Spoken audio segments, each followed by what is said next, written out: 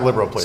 So until she went downhill, not just because of Katie Couric interview, but also Tina Fey and her parody of her on Saturday Night Live, Palin was an asset.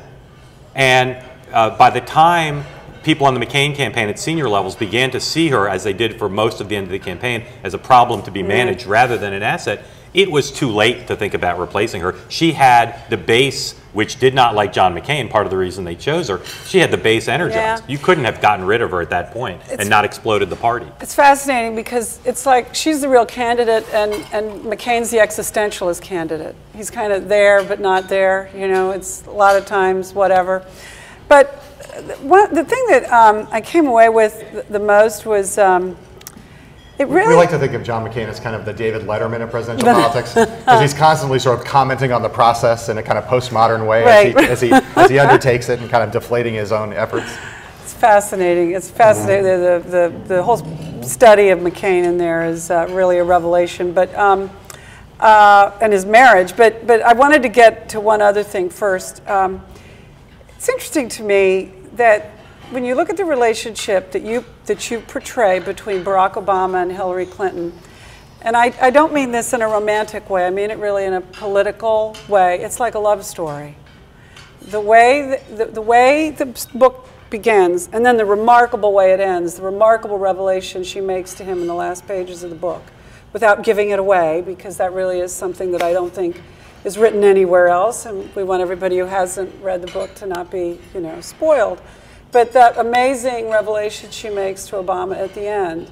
And that seems to be the moment when they finally, when they found each other.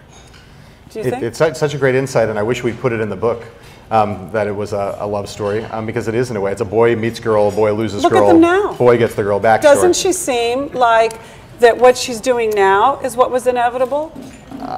Inevitable, I wouldn't go quite that far. But I would say that Mark and I were surprised to learn, you know, it's not some of the biggest headline-making news in the book, but we were surprised to learn how fond of and how attracted to Barack Obama the Clintons had been when they first met him.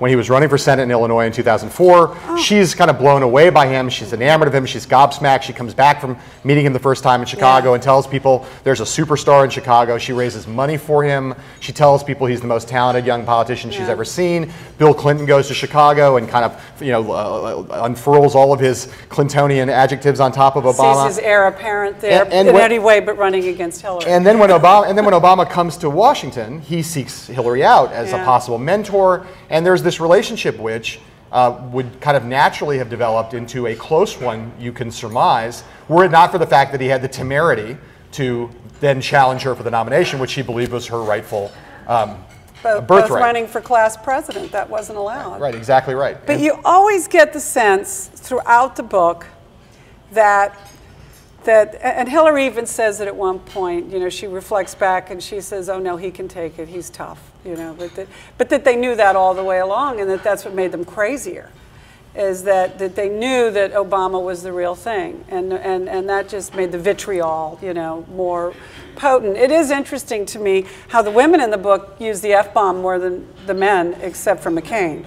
McCain's the great equalizer on that score. In one particular paragraph. We have a sentence in the book that's 11 words long, and 10 of them are the same word. And I'm fairly sure that at one point I counted that word in that first McCain chapter, and I believe there are 47 F-bombs in that one chapter, all uttered by John. And I have to add, we were judicious. Like, we cut left a lot out. We cut a lot of them out. We did, because we thought people wouldn't believe it if we put more in. There's not a woman in the book who doesn't drop it at least once.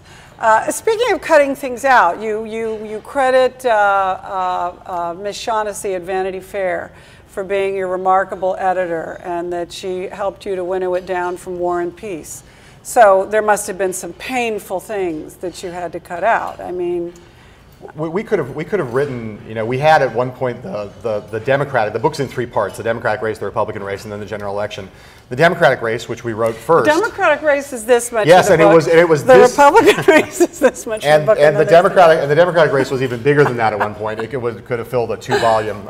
Actually, thing. you could have just written Hillary and Obama, and that would have. But you know that. But well, look, I'll say a couple things about that. John McCain's comeback from being given up for dead is really one of the most remarkable political stories I've ever covered. It just so happens it was occurring simultaneously with the most remarkable political story I've ever covered, Barack versus Hillary Clinton. And then The other thing is, Palin made that section longer because the general election You don't could have have been a boring nothing. character. No, what we always say is any presidential campaign where Rudy Giuliani is the 7th most interesting character is a really interesting campaign. But you don't even have a boring spouse. No, that is why our relentless focus on the candidates and their spouses is because, you know, even some of the minor characters, more minor characters like Rudy Giuliani and Judith Giuliani, they're interesting. Yes. They're interesting. Yes. I will say, though, that, you know, at the end of when we first started doing the book, we thought there was a chance that the general election would not be interesting at all, and that basically the whole book would be the Democratic nomination fight with a little bit of the Republican, and that would be it. And, you know, I remember sitting at the Democratic convention with Mark at one point and saying, you know, we really need a new character, you know, and ideally a woman. That would be the best thing in the world if we could get an interesting woman, because Hillary's gone now. So what are we going to do? And then Sarah Palin sort of dropped out of the sky into our laps, and it was like, hallelujah. Well, and then we had the financial crisis, yes, which, you know, threatened to implode the entire world financial system. So suddenly the general election got a little more interesting. But Cindy McCain's not boring.